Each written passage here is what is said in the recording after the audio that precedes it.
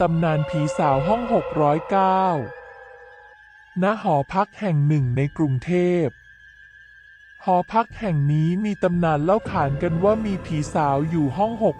609 ตำนานเล่าว่าผีสาวคนนี้ชื่อบุปผา เธอเสียชีวิตอย่างอนาถในขณะที่กำลังตั้งท้องลูกคนแรก ตำนานเล่าว่าในคืนที่บุปผาเสียชีวิต เธอได้ขับรถกลับบ้านจากที่ทำงานตามปกติ แต่เธอเกิดหลับในและประสบอุบัติเหตุรถชนเสียชีวิตทันที ลูกของเธอที่ยังไม่ทันลืมตาดูโลกก็เสียชีวิตไปด้วยเช่นกัน หลังจากนั้น ก็มีผู้คนจำนวนมากที่อ้างว่าเคยเห็นผีสาวบุปผาปรากฏตัวในห้อง609 บ้างก็บอกว่าเห็นเธอนั่งร้องให้อยู่บนเตียง บ้างก็บอกว่าเห็นเธอยืนมองดูตุ๊กตาเด็กตัวหนึ่งที่วางอยู่บนเตียง วันหนึ่ง ก็ได้มีกลุ่มวัยรุ่น4 คน ชื่อว่าไอซ์ โบ ต้น และเอิร์ธได้มาพักอาศัยอยู่ที่หอพักแห่งนี้ พวกเขาเป็นวัยรุ่นที่ชื่นชอบเรื่องสยองขวัญ จึงมักจะชอบเล่าเรื่องผี และท้าทายกันว่าจะกล้าไปสัมผัสกับสถานที่อาถรรพ์หรือไม่ จนคืนหนึ่ง ไอได้เล่าเรื่องผีสาวห้อง609ให้เพื่อนฟัง เพื่อนฟังแล้วก็เกิดอาการอยากพิสูจน์ว่าเรื่องเล่านั้นจริงหรือไม่ จึงตกลงกันว่าจะบุกไปพิสูจน์ด้วยตัวเอง ไอซ์ โบ ต้น และเอิร์ธรอจนกว่าทุกคนจะหลับสนิทแล้ว พวกเขาจึงแอบเข้าไปในห้อง609ขณะไม่มีใครอยู่ ไอซ์ โบ ต้น และเอิร์ธเปิดไฟในห้องดู ก็พบว่าห้องนี้รกร้าง เฟอร์นิเจอร์ต่างๆอยู่ในสภาพเก่าและผุพัง บนเตียงนอนมีผ้าห่มม้วนอยู่ ไอซ์เดินเข้าไปใกล้เตียงนอนแล้วดึงผ้าห่มออก ทันใดนั้น ก็พบว่ามีตุ๊กตาเด็กตัวหนึ่งนอนอยู่ข้างๆ ตุ๊กตานั้นดูเก่าและสกปรก ไอหยิบตุ๊กตาขึ้นมาดู เขาก็รู้สึกขนลุกขึ้นมาอย่างบอกไม่ถูก โบเดินเข้ามาดูตุ๊กตาด้วยเช่นกัน เธอก็รู้สึกขนลุกเช่นเดียวกัน ต้นและเอิร์ธก็รู้สึกเช่นเดียวกัน ทุกคนต่างรู้สึกถึงความแปลกและมีสิ่งลี้ลับอยู่ในห้องนี้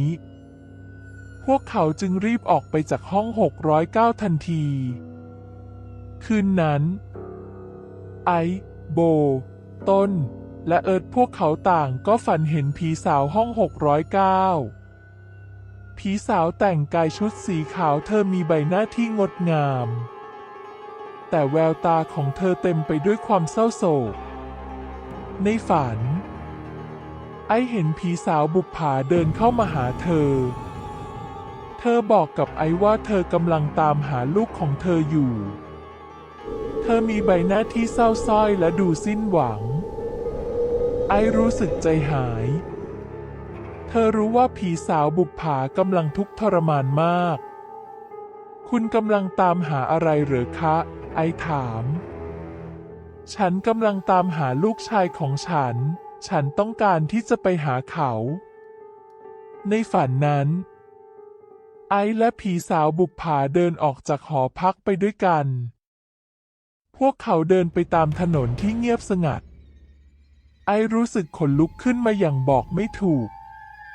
เธอรู้สึกเหมือนมีใครกำลังจ้องมองพวกเขาอยู่ ทันใดนั้น ไอก็ได้ยินเสียงร้องโหยหวนดังมาจากด้านหลัง เธอหันไปมองก็เห็นผีสาวบุปผาหายไป ไอรู้สึกตกใจ เธอไม่รู้ว่าเกิดอะไรขึ้น ไอรีบวิ่งไปหาเสียงร้องโหยหวน เธอวิ่งเข้าไปในป่ารกร้าง ไอรู้สึกหวาดกลัว ไอวิ่งไปเรื่อยๆ จนมาหยุดอยู่หน้าหลุมศพขนาดใหญ่ ไอมองเข้าไปในหลุมศพก็เห็นร่างของเด็กทารกตัวเล็กๆ นอนอยู่ข้างในไอซ์รู้ทันทีว่าเด็กทารกคนนั้นคือลูกของผีสาวบุปผาต่อมาไอซ์เดินลงเข้าไปในหลุมศพแล้วเธอก็ยื่นมือเข้าไปอุ้มเด็กทารก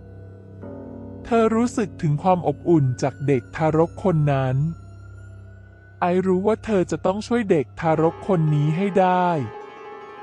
ไอซ์อุ้มเด็กทารกขึ้นมาจากหลุมศพแล้วเธอเดินออกมาจากป่ารกร้าง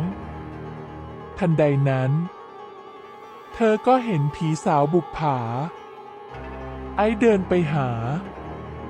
เธอยื่นเด็กทารกให้ผีสาวบุปผาผีสาวบุปผามองดูเด็กทารกของเธอเธอยิ้มอย่างมีความสุขขอบคุณมากผีสาวบุปผาพูด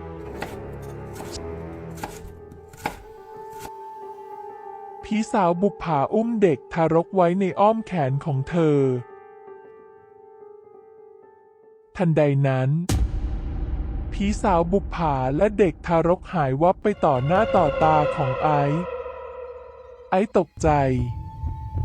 สะดุ้งตื่นทันทีแต่แล้วเขาก็ต้องตกใจหนักกว่าเดิมเมื่อเขาตื่นขึ้นมาปรากฏว่าไอซ์กำลังยืนอยู่ท่ามกลางหลุมศพในป่าช้าแห่งหนึ่งเขาก็ร้องด้วยความหวาดกลัวหลังจากนั้นไอซ์พยายามหาทางออกจากที่นั่นโดยเร็วเวลาผ่านไปหลายชั่วโมงก็มีพระธุดงค์เดินผ่านมาพอดีพระท่านก็ถามไอซ์จนรู้ทุกเหตุการณ์ทุกอย่างที่เกิดขึ้นกับเธอสุดท้ายท่านก็บอกทางเธอจนกระทั่งไอซ์สามารถที่จะเดินออกมาจากที่นั่นได้ขอบพระคุณทุกท่านที่รับชม